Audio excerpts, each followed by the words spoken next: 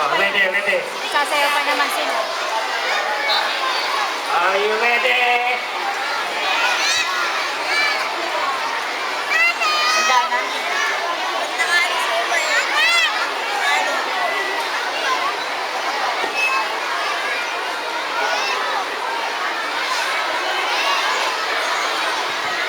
Sige, dito kayo.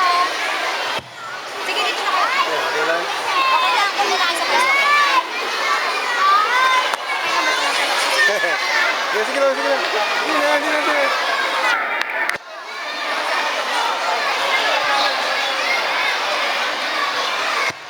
Muli, mga bata, mga nanay, may pagkakataon naman po tayong kumuha ng larawan. Hindi ho natin pwedeng pakialaman ang ating mga anak habang sumasayaw sa unang tugtog. So, pwede po ba lumayo-layo muna tayo ng konti? Lalo na po yung mga nasa gilid, mga nanay. Tawagin ko pa po ba mga pangalan nyo? Ayan. Sige na po. O, yung nandito po naman sa kabila, salamat po mga nanay. O, dito po sa kabila. Pinapakiusapan po ulit natin. Sige na po. Lalo po tayong matatagal niyan sa ginagawa po natin. Pakiusap lang po.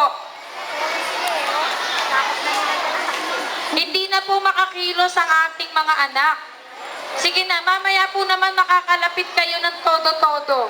Ngayon po, pagbigyan muna natin sila. Tabi po, tabi po. Tabi po tayo. Ito pong naka-violet sa may unahan. Ito pong naka-cup na white. Pakiurong po kayo, nanay, kuya. O, ito po yung sa may naka-stripe na red. Urong po ulit tayo. Ito po may naka-black na kuya. Urong po tayo. Kanina pa kayo dyan. O, meron pa po. Layo pa po ng konti. Konti pa. Ayan. Gusto pala yung tinatawag. Ang itsura nila. Salamat. Okay. Dapat pala kanina ko pa ginawa yun. Okay, yung po nasa banda ron, sa may naka-red na kuya. Yung merong nakakap. Ayun, sa tapat ni Ma'am Laila. Yung sa lugar mo, ayan. Tsaka may naka-orange. Ayan, mga naka-orange. Na nanay. Ayan. Meron pa po tayo. Doon sa lugar na ito, yung may brown na nanay ang buhok. Ayan, yung nakakulay brown. Blondie. Urong po ng konti. Gusto tinatawag sila eh. Ayan, salamat. Meron pa yung naka-red ulit na baba na dalagita. Ayan, thank you po. Ito naka-black ulit, bumalik sa rate. Ayan, maraming salamat po. Dito naman sa gawi rito sa may speaker. Pakisuyo naman po. Yung nanay na naka-beige. Nanay. Ayan, kayo yun. Ayan.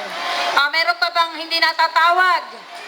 Yung nanay na mahaba ang buhok, tabi po ng konti. Ayan. Yung nanay na maikli ang buhok, tabi rin po ng konti. Okay, salamat po.